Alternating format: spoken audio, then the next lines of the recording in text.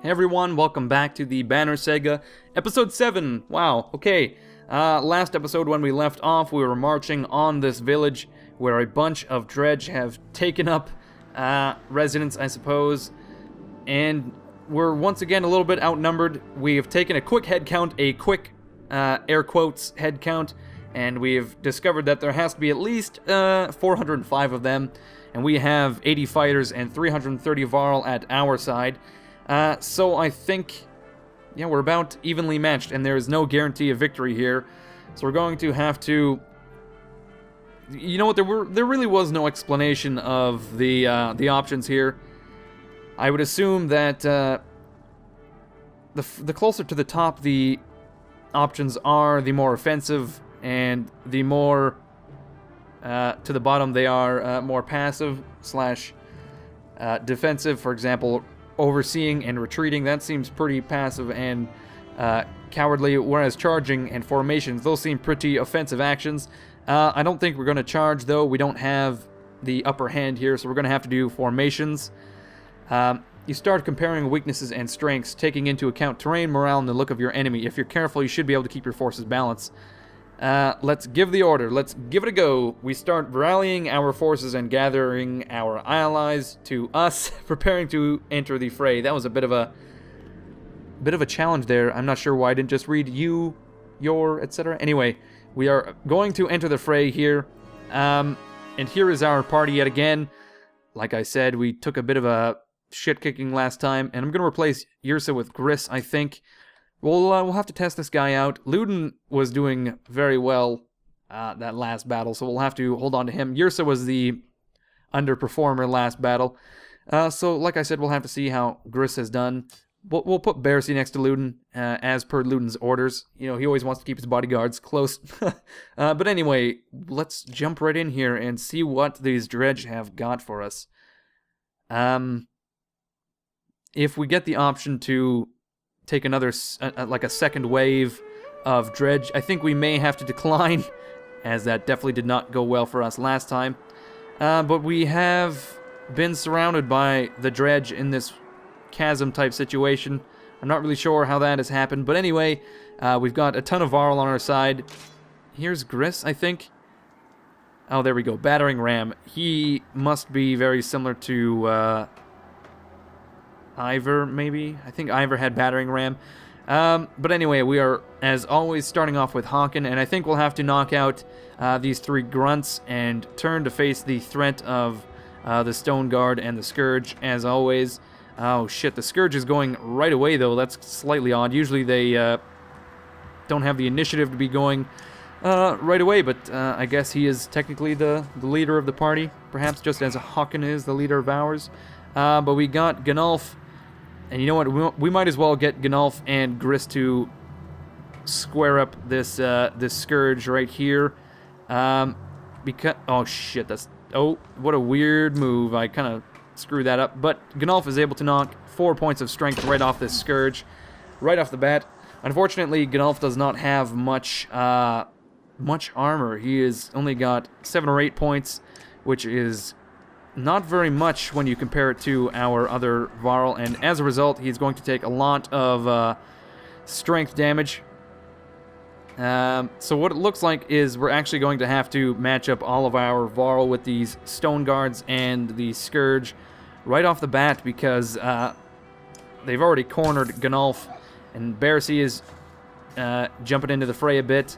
Unfortunately, he's going to get pegged by that grunt, and then we got Griss here. I'm not sure what kind of damage Griss is going to do. He has an even balance of strength and armor, so perhaps we'll be able to outfit him the best way we can manage. We're going to do a battering ram move on this Scourge, get him out of the battle for now. There we go. That didn't do much damage at all. I don't really know what the point of that was. Clearly wasn't thinking, but there we go. We've got Håkon back on the case. We're going to have to take out the Stone Guard immediately, I suppose, and do as much damage to that Scourge as possible.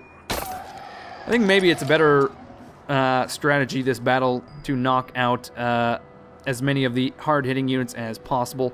We're going to have to shore up our lines with Mo gear here, though.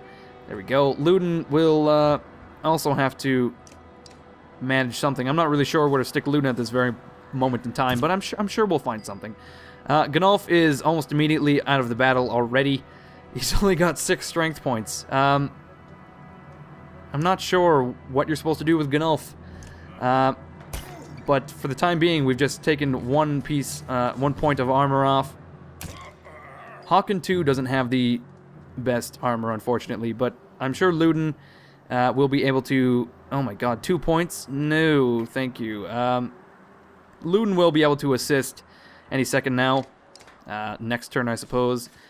Håkon is probably going to get knocked out once again. Bersi is only able to do 2 armor damage. He's only got 10 of his health left. 10 of 12, which is, to begin with, not a whole lot of strength. But the more armor we knock off this stone guard, the quicker he will go down, I would imagine. But Gnolf is nearly out of the battle. He's only got 2 strength points left, so as soon as this Scourge is able to attack, I'm going to assume that's going to be the end of Gnolf. But we can knock down this Scourge to roughly 5 strength points, and maybe that will allow Gnolf to deflect those attacks. I'm not really confident. We need some strong units to knock some damage, some strength points off that stone guard, but we don't have any. Mogir is all the way over here, and he is not optimal strength either. Håkon is going to be able to do not really any damage to this grunt. We can do 4 armor damage though, so let's do that. We'll get Ludin to take him down a few notches once he is able. Mogir is going to have to flank around a bit and knock out some of these grunts. I probably should have sent him to support Håkon a bit, but no, I sent him to the north flank to deal with those grunts there. The longer our lines become, I suppose, the less damage we'll sustain, but unfortunately, the Varl have quite a large footprint, and it allows the grunts just to sneak in there and do some damage, as we just witnessed Bersi taking a few points there. Gnolf can do yet another point of armor break on this stone guard. I don't think Gnolf has any exertion points, so we'll have to do that eventually. Griss is going to have to take out that Scourge ASAP, for he is going to be getting some reinforcements when it's his turn next. But as usual, Ludin is able to do quite a few points of damage, but I think he's going to be getting cornered by grunts any second now. And there goes Gnolf, taken out by a lowly grunt. Bersi is going to take out 2 points of armor from that stone guard, and then hopefully at some point anyone please is going to they're going to be able to take out that stone guard.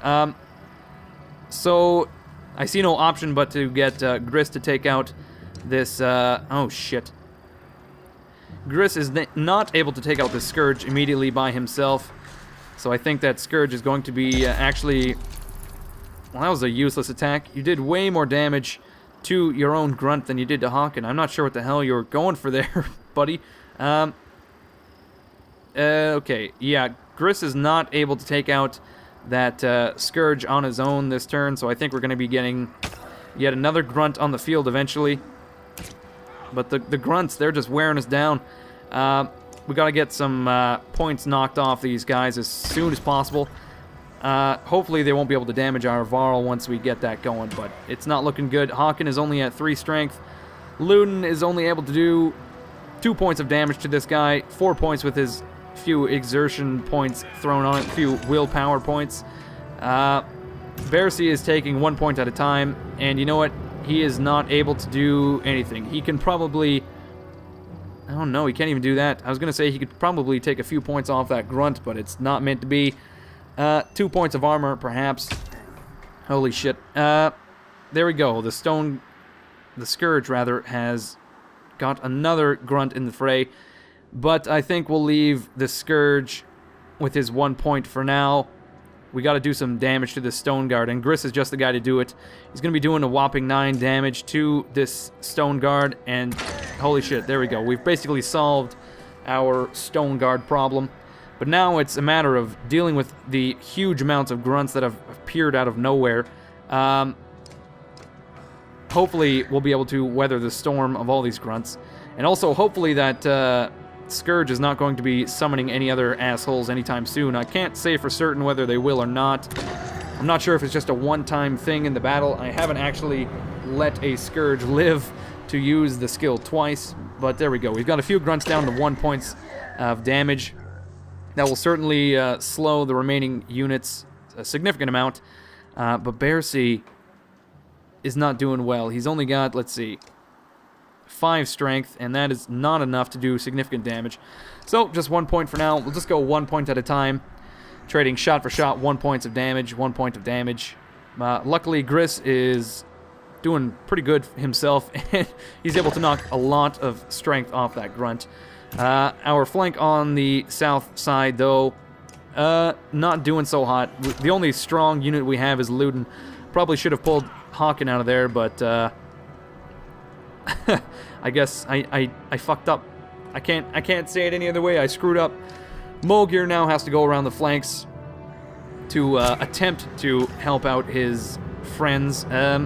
And Luden can't even... Oh, well, he can flank around the rear of this guy, actually, and do a few points. Actually, what is Luden's Impale? Knock back 1 tile. Target bleeds 1 strength per move on next turn. That's not the greatest, actually. We can do 5 strength points of damage to that grunt, and that has brought him below the threshold of Hawken's armor. So hopefully all the damage he tries to do to Hawken from now on will be deflected. Hopefully. We're going to try to do 1 point of damage to this grunt, but it was, of course, deflected. This guy is going to be taken care of by Bercy. Right, oh, well, not Bercy, but Griss will just knock him right the fuck out. 1 shot, there we go. That's gained us a willpower point. And there we go. Hawken is now in his deflecting spree. He's going to be deflecting shots front, right, and center, as he usually does, actually. I think that's going to be soon his MO, is just going to be deflecting blades and bullets and arrows off of his bulging muscles, his glistening abs. If this was 300, Hawken would basically be King Leonidas, I think, but much angrier and gruffer and more of a dick. Even though, you know, in general terms, King Leonidas was... Oh, shit. Well, there goes Hawken. Here I am just saying he's going to deflect as many hits that come to him, but no, that's the end of it for him. What was I saying about King Leonidas? In general terms, though, King Leonidas is actually a bit of a dick. He does kick that guy into a pit for, like, no reason. He's actually shot the messenger, which is a very poor diplomatic move, if you ask me. I think even basic fairy tales tell you not to kill the messenger, basically, but there you go. Griss is going to knock out a grunt right here. He's putting his vast strength to waste, really, on that 1 grunt. The strongest unit on the enemy's team is down in the south here, facing off with Luden. Mogir is going to knock out this Scourge so we can pave a way to the southern flank. There we go. And there we go. Luden is taking a shit-kicking, and actually, that is the worst thing that could happen, because Luden was our damage dealer over here, and now he's only doing 1 point of damage to these fuckers. Luckily, though, no one is trying to take down Luden's armor, so the weaker we make these units, the better. The more deflections. For some reason, this Stone Guard is able to knock point after point off Griss, so we're just going to knock him out right here. There we go. Now the way is clear for Griss and Mogir to get to the south and actually deal with those few remaining strong units. Hopefully Luden will weather the storm. Hopefully Bercy will weather the storm, his ever-faithful ally and bodyguard friend even. And there we go. Griss, unfortunately, has lost a lot of armor due to that Stone Guard, and he's actually just gotten the crap kicked out of him by that 1 remaining strong grunt, and basically it's down to Mogir. It's down to Mogir now. Griss has lost far too much strength to be of any use, and he's going to lose even more pretty soon here. Hopefully Mogir can even up the playing field here. Yes, 4 strength left. That's not bad. Okay, we should start taking out these guys one by one. Well, unfortunately, Luden is not strong enough to be taking out these assholes, so we're just going to be continuing to weaken them. But maybe Bercy has the strength to finish it off. No. We can do 1 strength damage, but also 1 armor break. So we'll do 1 armor break just to ease Luden's life in the future. There we go. And there we go. Griss rather also has the strength to basically finish off that last fucker. But we'll also get Mogir in this action. There we go. Ta-da! Alright, let's mop it up and call it a day. Like I said, if we are tasked with another wave, we're going to have to decline. We are too undermanned, too weak to weather yet another wave. We're going to have to accept a few of our warriors dying. I think, of course, it is always possible to get more warriors in the future. More varl, even. So we're just going to assume that's happening. Because there's no way we'll weather another storm here. You take a moment to survey the battlefield. The enemy is being pushed back all the way down the line. You can take this opportunity to pull back and blah, blah, blah, blah, blah. We'll have to pull back before they regroup. The dredge give you a wide berth and scatter into the distance. There we go. 9 is 12 fighters, 53 varl. My goodness. That is actually quite a few varl. That is roughly 1/7 to 1/6 of our entire army in those fucking varl. Shit. Where do you even get varl this time of day? Everywhere is closed. But there we go. We have saved the village. Wow. Bodies blanket the area as though the snow itself had turned black and red. You walk between the clusters of survivors, taking account of your warriors. Eventually you cross paths with Mogir. This was a tough one, he says. Hope we don't face worse the further we go, but this could be a hint of things to come. You nod. Let's check out that village. The wounded are gathered, and you head towards what is left of the village ahead. Hopefully we'll find some survivors that will try to bolster our numbers, perhaps give us some supplies, some items, anything. Okay, you wander through the small village. Where there had been the cacophony of battle before, now an eerie silence hangs over the place. Bodies of dredge and villagers make a macabre path to houses that have been ripped apart as if by a tornado. Yrsa stops in her tracks. Hear that? She all but whispers. Well, I suppose. Hear that? She all but whispers. It sounds like crying. Soon you discover a trapdoor partially hidden by a carpet. Open the hatch or leave it. We hear a crying baby, a crying child, a crying woman. Any of those options, and we have the option to leave it as if we had never heard it before. We have no choice but to open the hatch. A woman's scream dies in her throat at the sight of varl instead of dredge. Men and women both are huddled together. A baby cries on her mother's shoulder. They are clearly awed to see so many warriors. What do we do now, they ask. Go to Strand. We've cleared the way.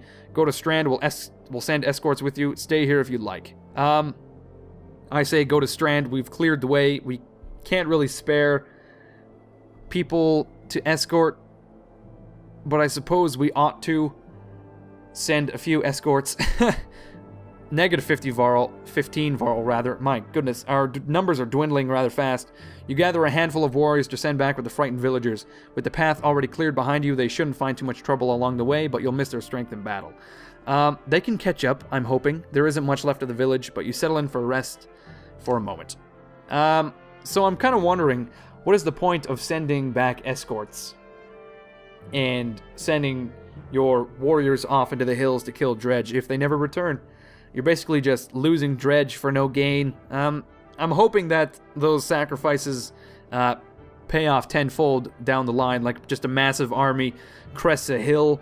You know, all the warriors I've sent off over the days, they just crest a hill like Gandalf in the fucking Siege of the Hornburg, and they just swarm down a hill into to be my ultimate savior. I don't know if that's going to happen, but I'm most certainly hoping that's what's going to end up happening. But anyway, we can buy a Valka thread or a whalebone needle. I think we'll have to buy this Valka thread. We've got 40 renown, and we'll blow half of that for this thing. We don't have any level 4 units right now, but I guess one day we will. But we're gonna buy 4 days of supplies. There we go. Or just 4 supplies. That's not even a day's worth. Oh yeah, it is a day's worth. 4 supplies is roughly a day's worth. There we go. Ta-da! Okay, let's take a look at the map also. See where the fuck we are.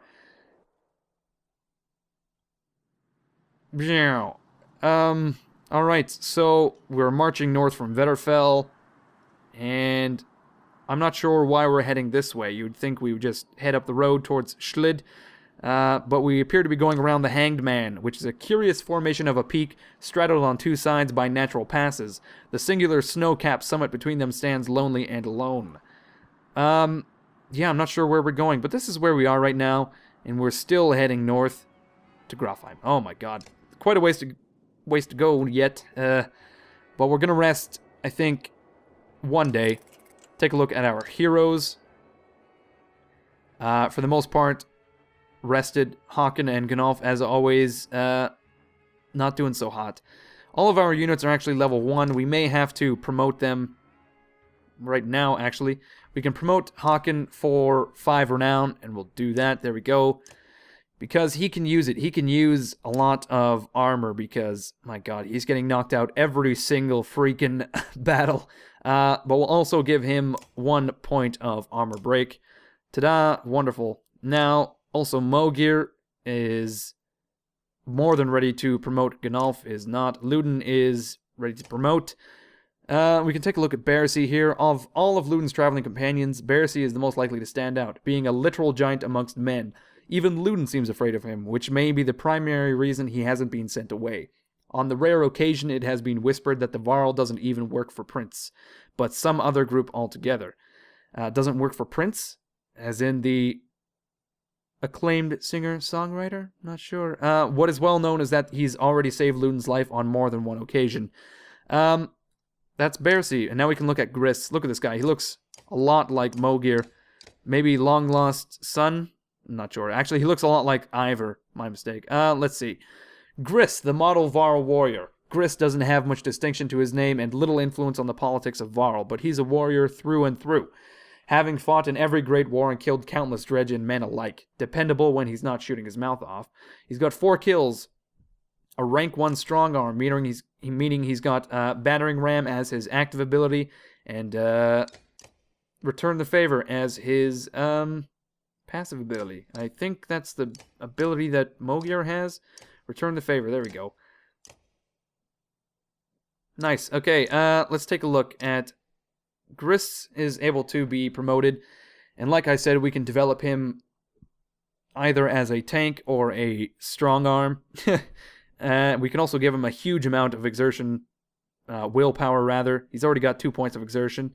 And he can also get 4 points of armor break. I think Griss is actually going to be quite a good unit, so let's promote him. There we go, and we'll blow 2 units on armor break. Ta-da, nice. Mogir also is well worth promoting. He has never let us down, and we'll also give him some armor break and some strength. There we go. So we've got our heroes promoted, and unfortunately, level 4 is quite further down the road. Quite a lot down the road there. Okay, we have good morale and 84 days of supplies, and we've bought out the market, so I think we're ready to rock and hit the road. There we go. Unfortunately, we did not recover any warriors or Varl from that village as I had hoped, and we are basically 100 Varl poorer than we were when we started that fight. You hear a shout echo on the wind, a standard Varl greeting. A caravan of Varl are heading your direction, probably a few hundred in total. You meet them halfway. My god. Can I perhaps recruit some Varl from this caravan? You must be Wagner. Wagner didn't make it. You're serious. It's getting grim out here, but didn't expect that. You're flying the Schlid banner. What's happening? Isn't Alfar in charge there? I'm Faisalt. Alfar's still in Schlid, in case he needs to be. He sent me to meet Wagner. Well, you. We've seen nothing happening in Schlid yet. What do you mean? No dredge. They never came through Schlid. They're all pouring out of Ridgehorn. We only just found out about it. One group went that way, we came here. Ridgehorn, the fort on the bay, that place has been abandoned for hundreds of years. Yeah, maybe that's why they're there. By all accounts, it looks like another damned invasion. Luden forces his way into the conversation. Wait a godless minute, what did you do? Careful now. You be careful. What did you start? You think men don't remember history? The long banner hangs in Arborang. The Second Great War nearly screwed us all, and what did you do this time? Who the Fane is this? Nobody, take him and go to Grofheim. We'll meet you later. Shut your mouth, Ludin, or I'll smash your face in. Classic Haken retort. There we go. Ludin's head swivels in your direction, eyes wide. He seems uncertain whether to be insulted or threatened. What orders did Ulfar give you, Fasolt? I'm supposed to offer any support you need. I've got 330 varl behind me, and Ulfar wants to know what's happening at Ridgehorn. What's your plan? We're going to Ridgehorn, you're coming. We're going to Ridgehorn, you take Ludin and go to Grofheim. Forget Ridgehorn, we need to go to Grofheim. Okay, you know what, we're all just banding together. We're going to Ridgehorn. I'll have my varl fall in line. Yours to command, Haken. Are you insane? He just said an army of dredge are pouring out of that fort. Go on to Grofheim then, Prince. Having your blood on my hands would be worse than doing nothing. This shuts Ludin up for a moment. You can see the battle raging in his head. He looks desperate for safety, but he didn't expect to flee like a coward. He expected you to come along. He glances at his men. We're already this far. If this is the Varl's doing, I'll know of it, and so will my father. Besides, you need my help, and my fighters. If I go, so do Yrsa and Bersi. Ludin's unexpected flip-flop catches you like a swift kick to the shins. Mogir can't contain a chuckle. Ha! The prince has courage. I'd rather you were safely in Grofheim, Ludin. Do whatever you like, Ludin. Knock him out cold and send him away. Holy shit. Well, truthfully, I would prefer the support of Ludin. So we're gonna have to flippantly say, do whatever you like, Ludin. And there we go. Paint me the villain, Haken. What do I care? I'm sick of you being the only one to do as he pleases in this alliance. These are Varl lands. We're facing an army of dredge. How much experience do you have in these matters? True, mankind has never provoked them into a war. You're going for a third. Is taunting the dredge into genocide a game for your kind? Walk away. Lay the prince flat and send him off to Grofheim. No, we're gonna have to walk away. You curse and threaten pandemonium. The prince has chosen to be no responsibility of yours. If Ludin stays, so do Fasolt's warriors. They join the caravan. 330 varl. My god, I was just saying that we needed reinforcements, and here they go. They just came out of nowhere. Dropped them right on my fucking head. 300 varl. Mogir finds you, this time in a hurry. I found out what's wrong with the sick varl, he says, clutching his gut. Ate some of it myself, he says. Food's not poisoned, but it's spoiled. Bad fish and, getting more so. Ugh, I wish I didn't just think about that. We must have gotten it from the merchants back near Vetterfell, he says. Mixed it in with the good stuff. Could have messed up as much as half of our supply. What do you want to do? Boy, oh boy. Dump only what we know is tainted. Dump everything that could be unsafe. Do nothing. Can't afford to throw out good supplies. Oh my god. No one has actually died from this sickness yet. There's been no repercussions as far as I know. So I'm thinking dump only what you know is tainted is a good option. But I believe this game has a penchant just to blindside you with consequences and shite like that. Oh shit. For example, look at all this dredge up here. Yigads. So we're gonna have to dump everything that could be unsafe. Hopefully it's not a huge amount. Mogir nods, pointing out that's a massive portion, and adds, I don't think they did it on purpose for what it's worth. The tainted food is tossed down a hill where it won't attract attention. Mogir returns, saying, taken care of, but we've got a lot of ill fighters, at least 40 at the moment. What do you want to do about them? Tell them to avoid fighting until they recover. Tell them to tough it out. Send them back to Strand with an escort. Let's tell them to avoid fighting until they recover. 40 fighters is not a huge amount. 65 supplies, that is quite a lot, though. But we still have 40 days worth. Mogir goes to spread the word. Damned careless merchants.